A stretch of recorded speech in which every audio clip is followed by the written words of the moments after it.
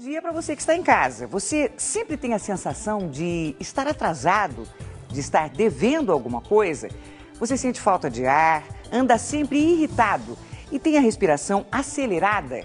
Fique atento, hein? Você é um forte candidato a sofrer de ansiedade. Um problema que atinge uma em cada 4 pessoas no mundo.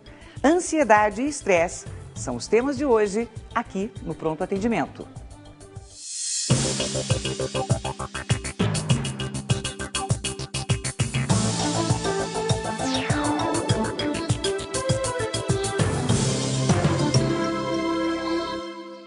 Participe pelo twitter.com/patendimento. Você sabe, escreva tudo junto.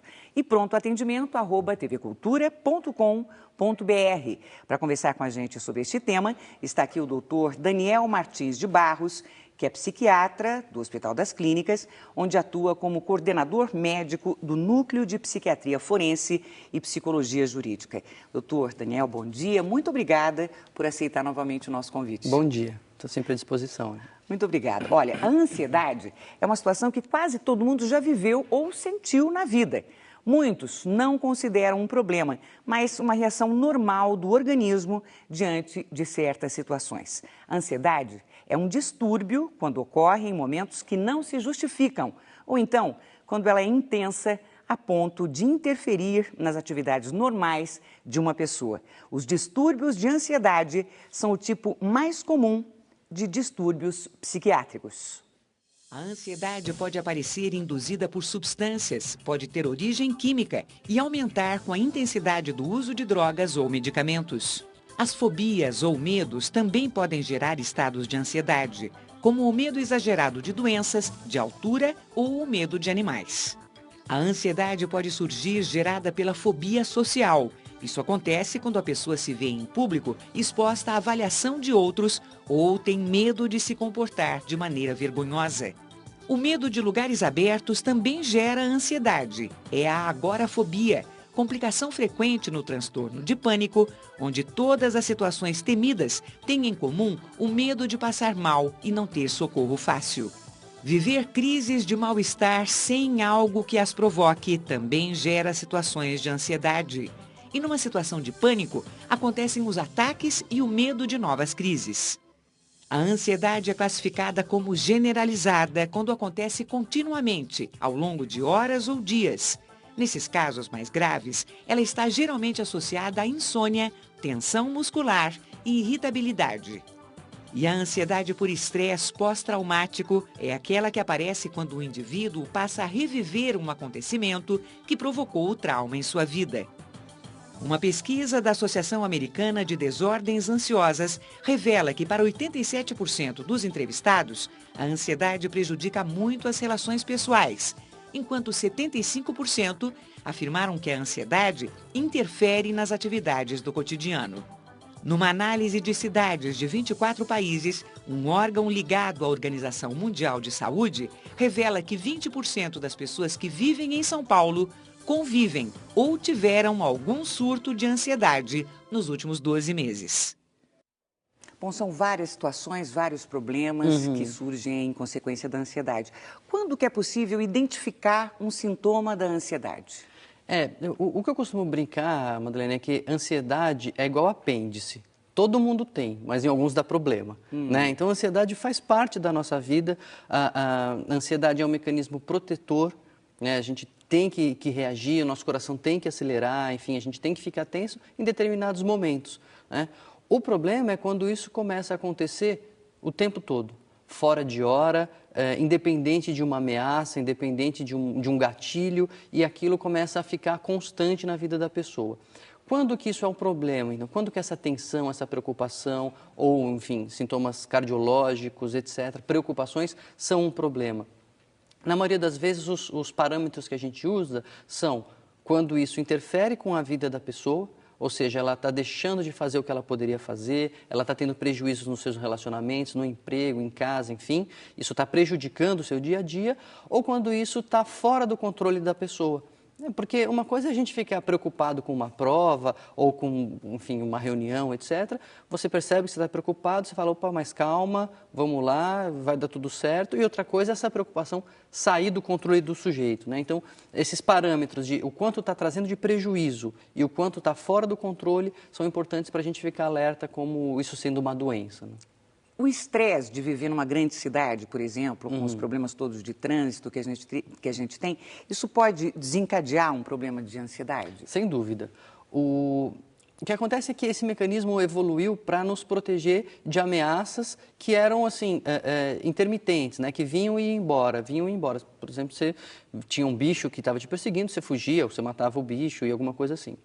O problema é que na vida urbana, essas ameaças acabam se tornando crônicas, né? Então, é o trânsito todo dia, são as pressões de serviço, de meta, enfim, o medo da violência urbana e tudo mais. Então, esse mecanismo que era para ser intermitente, ou seja, que era para disparar a ansiedade, depois passar, disparar de novo e depois passar, começa a ficar constante, disparando constantemente. Então, o estresse leva a esse disparo fora de hora da ansiedade e que acaba levando ao adoecimento, né? Um pouquinho sobre os medicamentos. É comum ouvir assim, você toma ansiolítico, né? Você não toma antidepressivo, né? Existe ainda um preconceito, assim, entre aspas, em relação a isso? Existe. Na verdade, as pessoas têm muito medo, têm muito mito com relação aos medicamentos psiquiátricos, porque as pessoas têm medo de ficar dopadas ou medo de ficarem dependentes, etc. Mas hoje em dia a gente pode afirmar com segurança, sim, a maioria dos remédios não causa dependência, se bem administrado não vai deixar a pessoa dopada, não é? O que eu sempre falo é o seguinte, o remédio, gente, existe para ajudar e não para atrapalhar. Se está atrapalhando, a gente tem que mudar de remédio, né? Então é por aí. Olha, então o Sérgio, que é do Rio de Janeiro, ele pergunta justamente isso. Ele conta, eu sempre me recusei a tomar antidepressivos. É verdade que o risco de dependência é muito grande? Então, o risco de dependência dos antidepressivos é até menor do que o dos calmantes, né? Se você olhar na caixinha do antidepressivo, você vai perceber que é tarja vermelha, não é nem tarja preta. Por quê? O potencial de dependência é quase que inexistente. Então, os efeitos colaterais são bastante toleráveis, assim, a pessoa consegue ter uma vida normal, então não precisa ter medo de tomar remédio. A gente tem que ter medo de tomar remédio desnecessariamente, né? Mas para isso que serve a consulta, para isso que serve o médico. Vai lá ver se tem indicação começa e o remédio vai ajudar. Cada remédio pode provocar um efeito colateral diferente. Exato. Os remédios, em termos de eficácia para a ansiedade, eles são todos mais ou menos parecidos, né? O que difere bastante são os efeitos colaterais que a pessoa vai ter. Então, tem remédio que dá fome, tem remédio que tira fome, tem remédio que dá sono, tem remédio que tira sono. Então, dependendo do quadro da pessoa, a gente vai escolhendo o remédio, né? A pessoa está com insônia, não vai dar um remédio que tira o sono da pessoa, né? Olha, sobre isso, hein? A Simone acabou de mandar um e-mail, ela tem 31 anos, mora em Lins. Ela escreve, eu gostaria de saber se dormir demais seria um sintoma de ansiedade, pois eu estou desempregada e se deixar eu durmo o dia inteiro. Daí ela parabeniza o programa, nós agradecemos. Bom, na verdade, a ansiedade não costuma dar excesso de sono, né? A ansiedade, ela costuma ser o contrário, a pessoa fica mais tensa, fica com dificuldade de relaxar e fica com menos sono, né? Fica com insônia. No caso dela, as duas coisas podem estar acontecendo. Por estar desempregada, ela fica ansiosa, mas esse excesso de sono não caracteriza por si só uma ansiedade patológica, uma doença da ansiedade. Seria talvez um princípio de uma depressão? Também não dá para dizer, né? Porque identificar. a pessoa está sem o que fazer, também às vezes é difícil levantar e tudo mais. Muito bem, nós vamos então às ruas de Belo Horizonte para saber as dúvidas dos mineiros sobre os problemas da ansiedade. Bom dia, meu nome é José Carlos. Eu gostaria de saber se dor no peito pode ser ansiedade. Dor no peito pode ser ansiedade? Pode.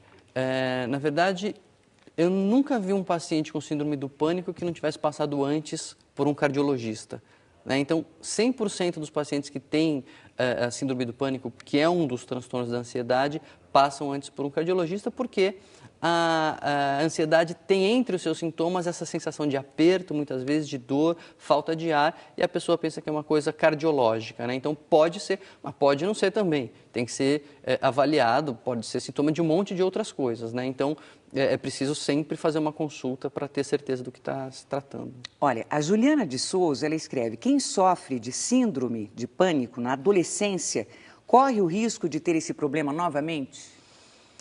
Corre, na verdade sim, porque se ela já teve esse problema, mostra que o limiar dela, o controle da ansiedade dela, já apresentou defeito antes, vamos dizer assim, né? Então, a ansiedade, como todo mundo tem, e a pessoa continua tendo a sua ansiedade normal, ela está em risco de que essa ansiedade novamente saia do controle, né? O que eu costumo dizer para as pessoas entenderem? Ansiedade é diferente de um tumor. Tumor você encontra, você opera, tira o tumor e joga fora. A ansiedade você não consegue jogar fora, você vai controlar, mas a pessoa continua tendo a sua ansiedade. Então, essa presença constante aumenta o risco de uma nova crise no futuro. Bom, medo de tudo, vontade de se esconder da vida. Vamos ver uma informação sobre síndrome do pânico. Doutor, a síndrome de pânico é um tipo de ansiedade crônica com sintomas muito similares a um ataque cardíaco. A sensação de que você está fora da realidade e a ameaça iminente de morte acompanham esses sintomas físicos. É isso, doutor? Tá, certinho, né? A crise de pânico, ela é o exemplo maior, assim, de um disparo na hora errada desse sistema de proteção que é a ansiedade. Então, assim, se você está na sua casa e entra um bandido, é normal o seu coração acelerar, você ficar com falta de ar, musculatura tensa e etc. Isso é o mecanismo adequado. Quando isso acontece fora de hora, do nada, a síndrome do pânico é exatamente isso. De repente, do nada, sem nenhuma ameaça, a pessoa sente o coração acelerar, sente a respiração ficar mais profunda, a musculatura tensa, e como não tem nenhuma ameaça, ela pensa, meu, eu devo estar tendo um ataque cardíaco, eu devo estar tendo algum problema, né? Então, essa sensação de morte acompanha mesmo a síndrome do pânico. O Marcelo, ele é de Campinas e pergunta: o que é uma pessoa bipolar? Bom, bipolar não tem a ver necessariamente com ansiedade. O transtorno bipolar é um transtorno do humor, no qual a pessoa tem fases de depressão muito profundas e depois fases de euforia. Às vezes a pessoa acha assim, eu acho que eu sou bipolar, porque às vezes eu estou normal e às vezes eu estou triste. Isso não é o bipolar. O bipolar, ele tem fases de depressão, que é uma tristeza exagerada, é patológico, e depois ela passa para o outro extremo, ela vai para uma euforia patológica, aí fica, enfim, não dorme, fica cantando no meio da noite, etc. Isso não tem a ver com ansiedade, é um transtorno do humor. Vamos ver, então, mais alguns sintomas da síndrome do pânico. Vamos ver. Tonturas que levam ao pânico, arrepios e calores seguidos de ansiedade, falta de ar e apertos na garganta e no peito, falta de conexão com o que se passa à sua volta, preocupações obsessivas e pensamentos indesejados, batimento cardíaco muito rápido e formigamentos no corpo, um medo aterrorizador de que o pânico vai fazer você passar dos limites. É importante deixar claro que existe tratamento, não é, Daniel? Sim, a ansiedade,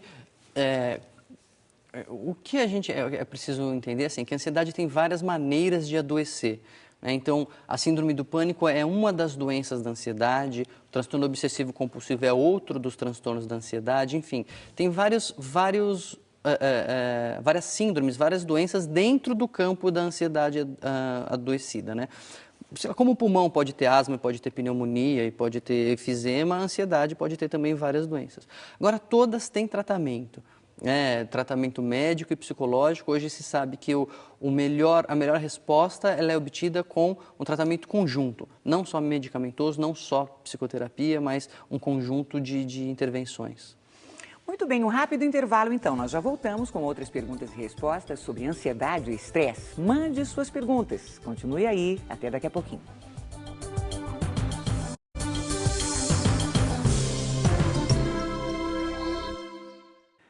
Nós estamos de volta com o Pronto Atendimento. O tema de hoje é ansiedade, a doença do século. E quem está tirando as dúvidas do telespectador é o Dr. Daniel Martins de Barros, psiquiatra do Instituto de Psiquiatria do Hospital das Clínicas, onde atua como coordenador médico do Núcleo de Psiquiatria Forense e Psicologia Jurídica.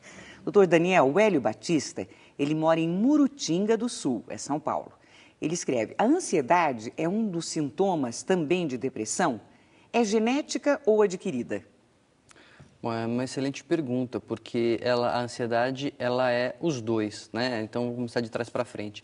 A ansiedade, ela tem um componente psicológico, que é do estresse, do dia a dia, enfim, das pressões, isso que a gente está comentando, como também ela tem um componente biológico muito importante, tanto que todos os animais têm estresse, enfim, faz parte da nossa biologia.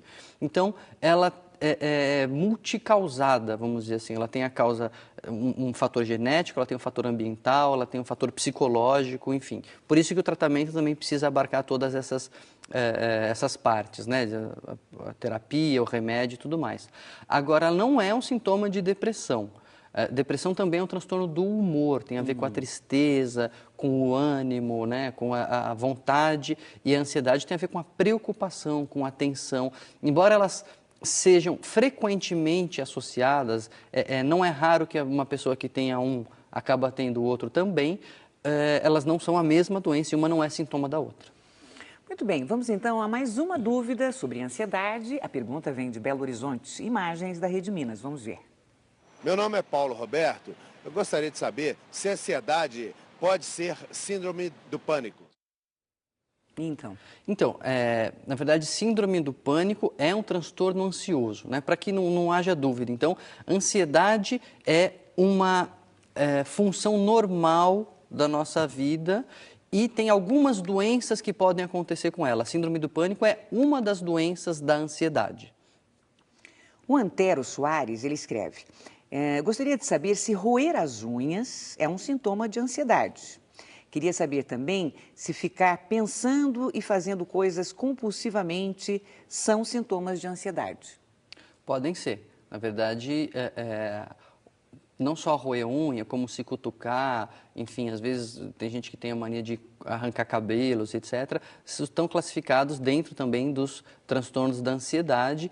E a ansiedade, ela vive dentro do pensamento, né? A ansiedade é um problema que nos atinge nas nossas preocupações, nas nossas tensões, etc. Então, ficar pensando muito e se preocupando, sobretudo antecipando problemas, etc., pode ser sim um sintoma da ansiedade. E ele complementa a pergunta perguntando: existe algum medicamento que não precise de recomendação médica? E que tipo de médico eu devo procurar? Então, na verdade, seria errado a gente falar pode tomar isso ou pode tomar aquilo. Existem remédios de venda livre, tipo fitoterápicos, enfim, mas que não são tão eficazes quando a gente está falando de um transtorno ansioso. Às vezes a pessoa pode estar um pouco mais estressada, isso pode ajudar, enfim, a acalmar e relaxar um pouquinho, mas se a pessoa está doente, ela tem que passar com um médico e respondendo à pergunta, um psiquiatra, embora às vezes a pessoa fala, puxa, mas aqui onde eu moro não tem psiquiatra, o acesso é difícil. Bons clínicos gerais também estão capacitados para tratar da maioria dos transtornos ansiosos, né? Até porque tem tanta gente ansiosa que não tem psiquiatra para todo mundo, né? Os clínicos também acabam lidando com a ansiedade e até mesmo com a depressão. Vamos falar sobre a serotonina? A serotonina é um neurotransmissor, tem como função mandar informações de um neurônio para o outro, uma substância essencial para o nosso bem-estar. Por isso, quando seus níveis encontram-se baixos, pode apresentar manifestações clínicas de alteração emocional. Vamos ver se a próxima informação é mito ou verdade. Doutor, o déficit de serotonina afeta diretamente o humor, o sono, a atividade sexual, o apetite, a temperatura corporal, a sensibilidade à dor e a atividade motora. É isso mesmo? É verdade. O papel da serotonina ele foi melhor esclarecido e a importância dela no nosso bem-estar depois que foram percebendo que os antidepressivos eles atuavam justamente sobre ela, né? Os antidepressivos eles aumentam aí a disponibilidade de serotonina no cérebro. Lógico que a gente não afirma assim que é a falta de serotonina que causa toda a ansiedade, toda a depressão, enfim. Como a gente estava dizendo, tem fatores psicológicos, fatores do contexto do sujeito, mas é um elemento importante mesmo. Olha, muitas perguntas, hein? A Eliane é de Sorocaba, ela escreve: sempre tive crises de ansiedade desde pequena. Já senti falta de ar, palpitações, nó na garganta, tonturas, insônia e etc. Eu sempre consegui controlar, mas agora eu estou tendo dores horríveis na coluna. Gostaria de saber se crises de ansiedade também podem afetar o sistema nervoso, pois acho que o cérebro sempre arranja outra válvula de escape no nosso organismo. Ela descreve um quadro bem característico aí de uma ansiedade, mas o que é um dos critérios que a gente usa, que estava no controle, parece que, enfim, não estava afetando tanto o dia a dia. Agora, às vezes, a pessoa, um sinal de doença e de que essa ansiedade é um problema, é que a pessoa até consegue fazer tudo que sempre fez, até consegue controlar, mas à custa de muito esforço. Então, ela sempre fez as coisas numa boa, sempre fez tranquilo, e aí começa a ficar cada vez mais difícil, ela tem que ficar cada vez mais se desgastando para conseguir fazer o que ela fazia. Então, ainda está no controle, mas à custa de muito esforço. Isso vale a pena uma avaliação. No caso, sim, essa dor na coluna aí pode ser reflexo da tensão muscular que acompanha a ansiedade. Né? O Robson escreve: eu sinto um aperto no peito, não sei o que fazer, parece uma mágoa, parece que o meu coração vai sair pela boca. O que fazer, em primeiro lugar, é procurar um médico, né? Porque sintomas como sintomas torácicos, né? Sintomas de aperto no peito, de angústia, etc., podem ser ansiedade, mas também podem ser cardiológicos, né? Então, vale a pena fazer esse diagnóstico corretamente, porque as duas coisas têm uma intervenção para ser feita. Olha, a Elaine tem 31 anos, mora em São José dos Campos. Alteração na pressão, dor de cabeça e caspa podem ser sintomas do estresse? Então, o estresse, ele pode alterar todo o organismo. Né? E as manifestações dermatológicas também não são raras, né? São frequentes, alergias, mesmo piora de caspa, etc., podem estar associadas sim a estresse, enfim, e também dor de cabeça, aumento de pressão, uma crise de pânico, por exemplo, a pressão você vai medir está sempre alta e a pessoa acha que o problema é da pressão e na verdade o problema é da ansiedade. Olha, o Marcos é de Juiz de Fora e ele escreve: eu tomo antidepressivo e Rivotril há 13 anos. Ele conta que ele começou numa dosagem do Rivotril e agora reduziu bastante. Mas ele não consegue se livrar nem do Rivotril, nem do antidepressivo. Então ele escreve: eu gostaria de saber por quê. E quando eu mudo de medicamento, nunca dá certo. Eu volto para o anterior por conta própria.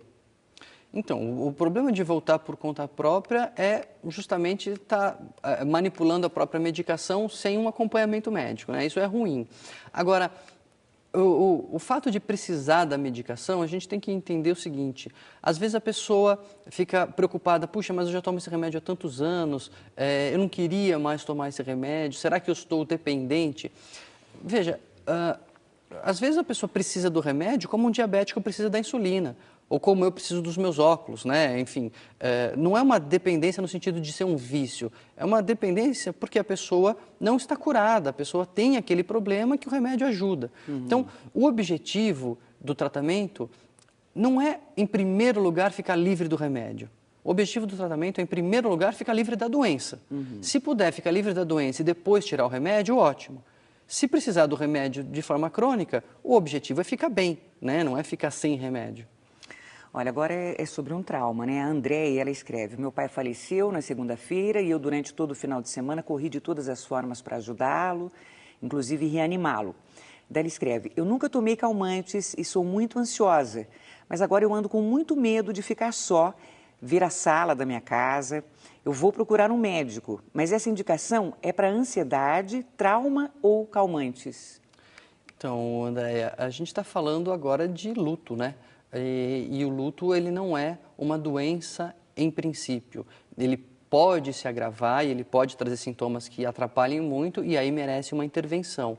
Mas acho que a busca por um médico e aí um psiquiatra ou uma terapia pode ajudar a entender Para que lado está indo esse luto? Né? Se está sendo um luto normal, que hoje está muito difícil, amanhã fica difícil, mas um pouco menos difícil, e assim progressivamente, ou se está indo mal, e aí isso pode se tornar ansiedade, isso pode se tornar depressão, é o acompanhamento que vai dizer.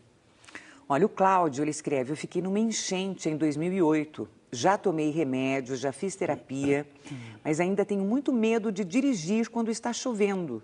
Será que um dia eu vou conseguir superar esse problema? Bom, vamos torcer que sim, né? É possível superar esse problema.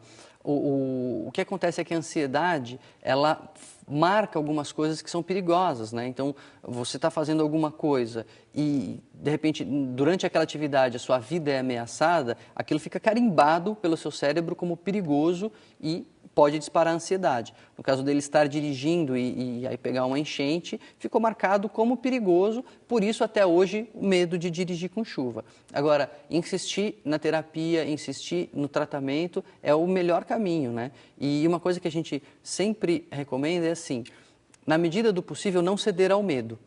Porque o medo, ele se alimenta dele mesmo. Quanto mais medo você tem, quanto menos você faz, mais forte fica o medo. Então, na medida do possível, enfrentar situações é o caminho, né? Olha, a Simone é de Guarulhos e ela escreve, eu tenho síndrome do pânico desde os 13 anos, hoje eu tenho 29 e tomo remédios para controlar. O que faço quando eu perceber que estou em pânico? Eu tenho 2 filhas pequenas e tenho pavor de passar mal sozinha com elas. O que eu devo fazer? Yoga? Alguma coisa a mais pode me ajudar? Então, uma coisa, as pessoas sempre perguntam, né? Além do remédio, além do tratamento, o que eu posso fazer? Então, como eu estava dizendo, é um tratamento que ele é conjunto. Fazer uma terapia junto com o tratamento medicamentoso é essencial. E outras coisas que as pessoas podem fazer são atividades de relaxamento. Então, yoga, atividade física regular, caminhadas, atividades aeróbicas regularmente, pelo menos 3 vezes por semana, comprovadamente também diminuem a ansiedade. Exercícios de relaxamento do tipo meditação e etc. também diminuem a ansiedade. Então, tudo que a gente puder fazer para juntar esse time aí de combate a esse problema é bem-vindo. Então, além do tratamento, a psicoterapia, a atividade física, relaxamento, yoga, tudo pode ser associado. Antero pergunta, isolamento social e dores de cabeça seguidas de vômito podem ser sintomas de ansiedade? Pode, né? Mas são sintomas muito inespecíficos. Dor de cabeça seguida de vômito pode ser um monte de coisa, coisas simples e coisas graves. Então, é um sintoma inespecífico que precisa ser investigado. Olha, hoje o pronto atendimento recebeu o Dr. Daniel Martins de Barros, que é psiquiatra do Hospital das Clínicas, onde atua como coordenador médico do Núcleo de Psiquiatria Forense e Psicologia Jurídica. Doutor Daniel, o programa foi muito interessante, recebemos muitas perguntas e eu espero contar com a sua presença em breve aqui com a gente. Sempre à disposição. Um bom dia, viu? Bom dia. Bom, e bom dia para você também. Amanhã a gente se encontra para falar sobre partos, do normal ou cesariana. No pronto atendimento, às 8 em ponto. Bom dia, até amanhã.